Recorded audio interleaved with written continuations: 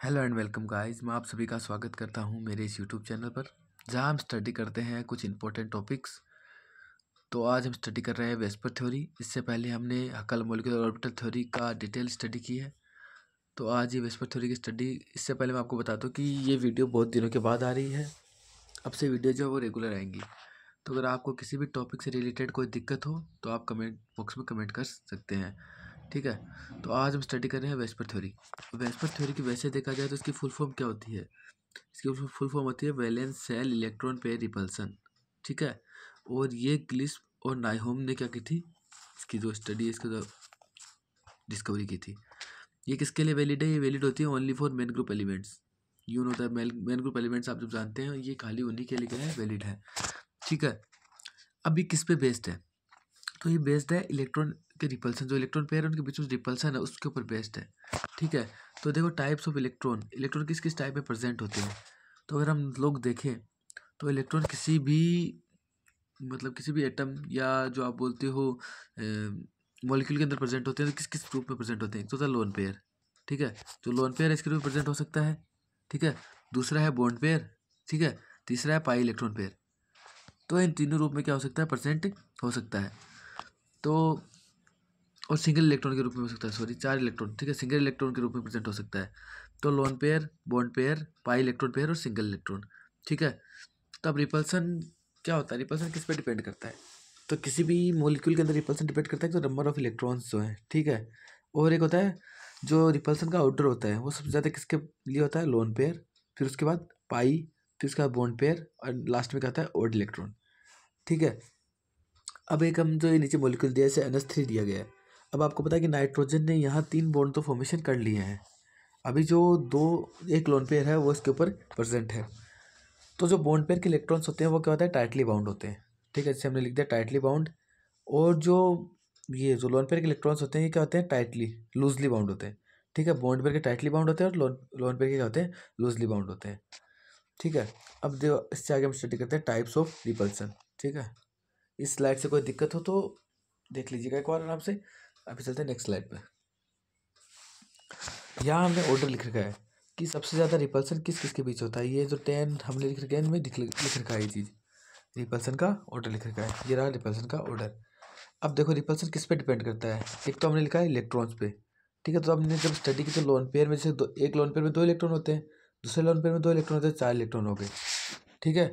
Same एक lone pair और एक पाई इलेक्ट्रॉन में 4 होते हैं कि पाई में भी 2 इलेक्ट्रॉन होते हैं और लोन पेयर में भी 2 इलेक्ट्रॉन होते हैं। थर्ड है लोन पेयर बॉन्ड पेयर, तो इसमें भी 4 इलेक्ट्रॉन होते हैं। लोन पेयर और ओड इलेक्ट्रॉन, लोन पेयर में कितने इलेक्ट्रॉन होते हैं? 2। और एक हो गया ओड इलेक्ट्रॉन जो सिंगल इलेक्ट्रॉन होता है। टोटल कितने हो गए? 3 इलेक्ट्रॉन। ठीक है। पाई पाई में भी 4 हो गया। ठीक है।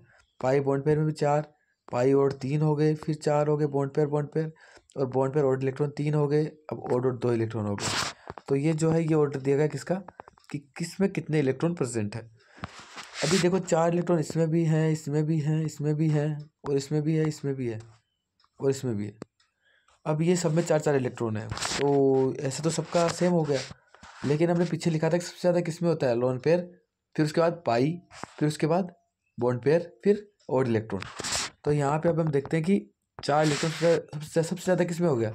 जो है लोन पेयर है, क्योंकि लोन पेयर में वहाँ देखा तो लोन पेयर का ऑर्डर सबसे ऊपर है। तो लोन पेयर हो गया। तो ये फर्स्ट नंबर पे क्या आ गया? Lone pair. फिर उसके बाद लोन पेयर किसके साथ? पाई के साथ आ गया। ठीक है। सेकंड पे देखो पाई लिखा है, देखो पीछे देख सकते हैं, ये लिखा पड़ा लोन पेयर। ठीक है। फिर उसके बाद पाई बॉन्ड पेयर, दिख रहा होगा सबको ये लिखा, lone pair pi bond pair और इलेक्ट्रॉन। ठीक है। ये ऑर्डर दिया गया है। जब नंबर ऑफ इलेक्ट्रॉन सेम हो जाए तो हम ये नीचे वाला ऑर्डर देखेंगे। चलो वापस अगली स्लाइड पे चलते हैं। तो यहाँ पे हम देखते हैं, देखो लोन पेयर है।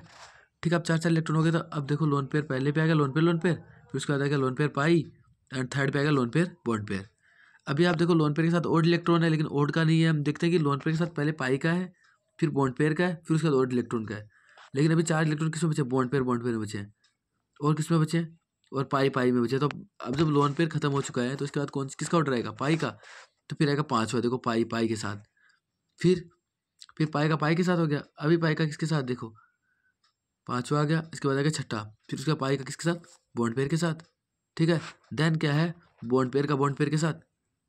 अब 4 4 इलेक्ट्रॉन वाले क्या हो गए? खत्म हो गए। ठीक है। तो सबसे पहले ये ऑर्डर दिया गया था जो हमने लिख दिया है। तो कहाँ तक हो गया, एक ये 6 तक हो गए,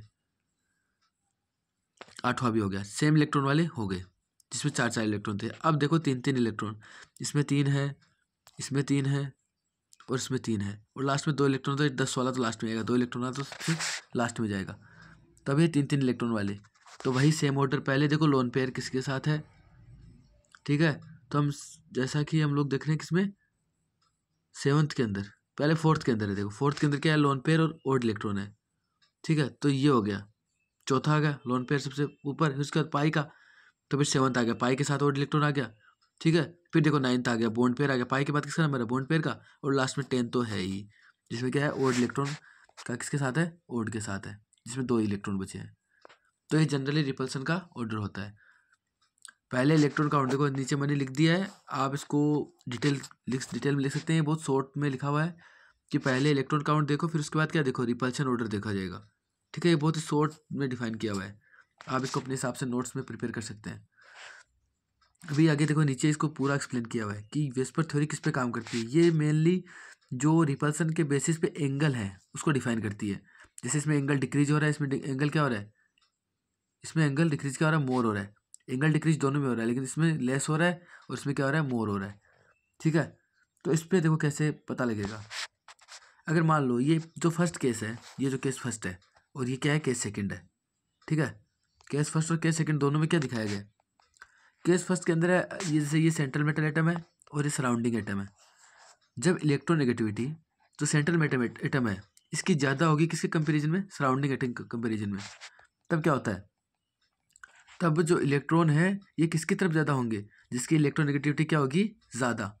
तो ये इलेक्ट्रॉन पेयर किधर खिसक गए, सेंट्रल मेटल एटम की तरफ खिसक गए, ठीक है। जो सेंट्रल एटम है इसकी तरफ खिसक गए। अब जब दोनों ये पास पास हैं तो जैसे ही एंगल डिक्रीज होने को आएगा, ठीक है, तो इन दोनों के बीच क्या होगा, रिपल्सन होगा। तो एंगल डिक्रीज क्या होगा, लेस होगा, क्योंकि बहुत ही पास पास है दोनों, ठीक है। तो एंगल डिक्रीज क्या होगा, लेस। यही हम सेकंड केस की अगर स्टडी करते हैं, ठीक है।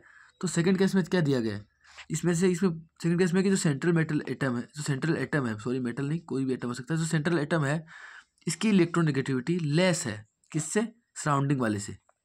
किससे लेस है, सराउंडिंग वाले से। तो अभी क्या होगा कि सराउंडिंग वाले की इलेक्ट्रोनेगेटिविटी ज़्यादा है, तो इलेक्ट्रॉन पेयर किधर की तरफ चले जाएंगे, सराउंडिंग एटम की तरफ चले जाएंगे।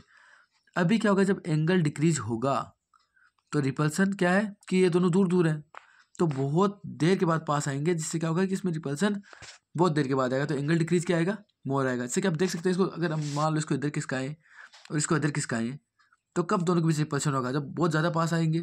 यहाँ क्या है, दोनों पास पास है, तो इससे रिपल्सन क्या हो रहा है कि बहुत जल्दी आ रहा है, जिससे एंगल डिक्रीज क्या हो रहा है, बहुत कम हो रहा है, तो इसमें एंगल डिक्रीज क्या हो रहा है, ज़्यादा हो रहा है, ठीक है। तो वेस्पर थ्योरी ये छोटी सी थ्योरी है जिसके बेसिस पे हम एंगल्स को डिफाइन करते हैं कि किसमें कितना जो है डिफरेंस, मतलब डिक्रीज हो रहा है। ओके, तो ये ही इतनी थी वेस्पर थ्योरी। अगर आपको और किसी टॉपिक से दिक्कत रिलेटेड कोई भी दिक्कत हो, वरना ऐसे तो मैं डालता रहता हूँ टॉपिक्स, ठीक है। तो अगर आपको दिक्कत हो तो आप कमेंट बॉक्स में टाइप कर दीजिएगा, और अगर वीडियो ज़रा सा भी आपको हेल्पफुल लगे या अच्छा लगे तो इसको लाइक कर दीजिएगा, और प्लीज़ चैनल को सब्सक्राइब कर दीजिएगा। Thank you.